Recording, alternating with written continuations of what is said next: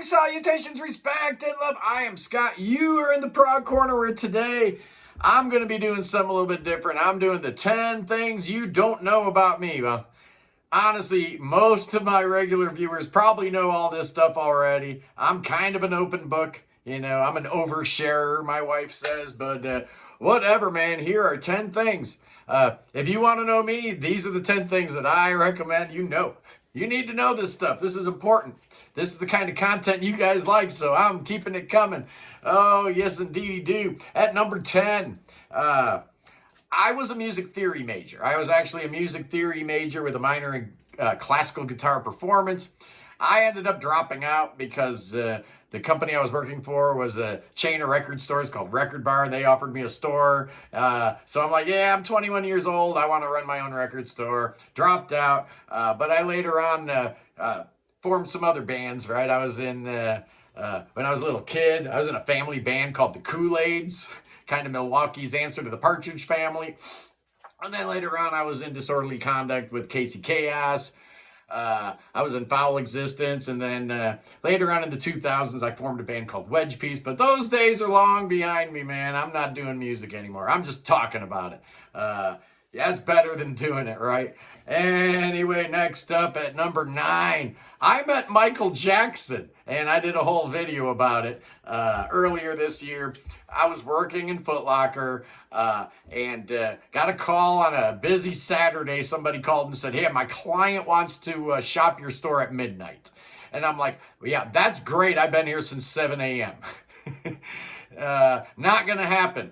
And the lady on the phone's like, well, I think you might want to reconsider. I'm like, without a name, I'm not reconsidering nothing. And I hung up, and then 5 minutes later, she calls back. She's like, it's Michael Jackson. Okay, I'll be there at midnight. So I told my whole crew, I told all my employees, hey, man, if you want to meet Michael Jackson, stick around. He's coming around at midnight. And, of course, they all said they would. And then, once the store closed, man, they were all, like, clocking out. And they were gone. I'm like, aren't you going to stick around? No. So I was alone dealing with Michael and his entire entourage. He was really sweet. He was a great guy. But working in the mall back then in the 90s, in South Beach at Foot Locker, man, we met everybody. I met Shaq. I met Michael Jordan. I met Elton John. I met Snoop Dogg. I met J-Lo. They all shop Foot Locker. It's just weird. Everybody wants tennis shoes. It's just odd to me. At number 8, things you need to know if you want to know me. I am a 3-time convicted felon, man. And this is why I don't really travel outside the U.S. Getting a passport would not be a problem, but then getting a visa to, a lot of the other countries that I might want to visit. I've done a little bit of research, and it looks like it's a whole bunch of work.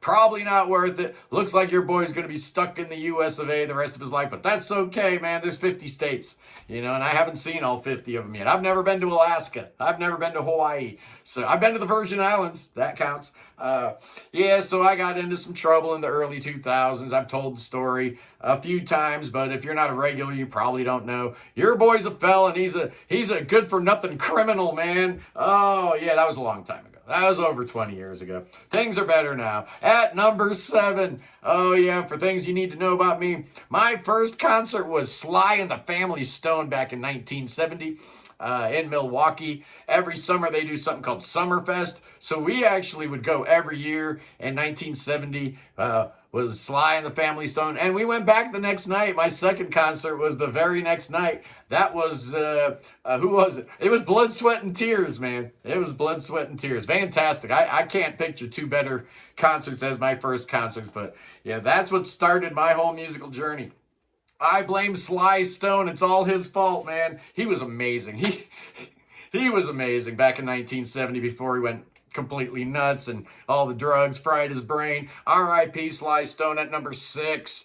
I have no piercings and I have no tattoos anywhere on my body. I've never wanted it. I've never been interested in it. Even though, I was part of the whole punk scene back in the 80s. Everybody was tatted up. Everybody had piercings everywhere.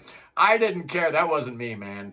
I was going to have long hair. I was going to be wearing like Iron Maiden t-shirts at punk gigs. Yeah, I was that guy. Always the contrarian. So it just seemed to me like, if everybody's getting tattoos and piercings, and punk rock is supposed to be about, being contrarian and doing the opposite of what everybody else does, I just figured the most punk rock thing I could ever do was don't get any tattoos, don't get any piercings. That's pretty punk rock if you ask me. At number 5, yeah, I mentioned it just now. Yeah, your boy worked at Foot Locker for 14 years. After the record store, I worked for a record bar all the way through the 80s. But, there ain't no money in it, man. I was there for like 10 years and I was making like $30K a year. So it's like, it's probably time to do something else. I really enjoyed retail.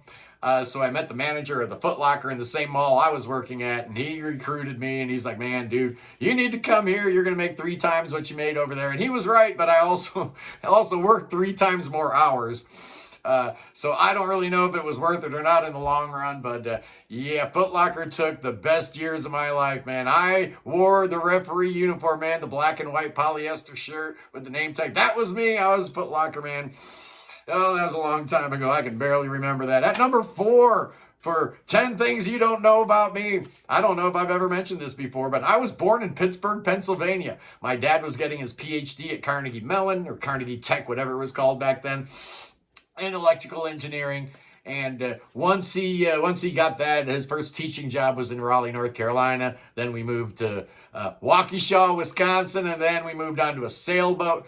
But I was actually born in Pittsburgh. I don't remember any of it because I think we were only there for like the first 6 months of my life. But it says so right on the birth certificate, and as a result, I grew up kind of being a Pittsburgh Steelers fan, right? Just to make the rest of my family mad because they were all Packer fans. At number 3, man, I've got an addicted personality, and that is for sure. But lately I've been addicted to something really weird. I've been addicted to these weight loss TV shows on reality TV, right? You've got My 600-Pound Life. You've got the 1,000-Pound Sisters. You've got the 1,000-Pound Roommates. I don't know, bro. I can't get enough of this stuff. I love watching it. I think it's amazing. I love watching the weight loss surgeries. They go in there with the cameras and stuff like that, and they're cutting people's stomachs out of them. It's just gross, man. For a dude that's severely underweight, I don't know why I am so fascinated with people who are severely overweight. It's a weird thing. I don't really understand, but this weekend, I probably spent, at least 16 hours watching that crap. Anyway, at number 2, oh yeah, here's one. If you don't know, you should know. You're not paying attention if you don't know that my favorite band is Yes. It always has been. It always will be. Well, not always. It has been since 1975. Prior to that, I got to say Chicago was my band. They were the first band that I really fell in love with, all on my little lonesome without, mommy and daddy playing a Zappa record or a Beatles record, or my younger brother playing a record by The Who or the Stones. My older brother, very influential in my tastes. But I came to Chicago all on my own. They were my band, the first band that I fell in love with. But then something happened in 1975. My brother went away to college. He went to Marquette and came back on winter break with the cassette that had Tarkus on one side, Fragile on the other. And it was a wrap. It was all over. Yes has been my favorite band ever since. Nothing's going to change that. Absolutely nothing going to change that. And at number 1, for things you don't know about me, but, you probably do. You probably figured it out by now. A 62-year-old guy probably doesn't have teeth this good, man. Yeah, they're not real. They're not real. Yeah, about like 10 years ago, man, the Mountain Dew finally did me in.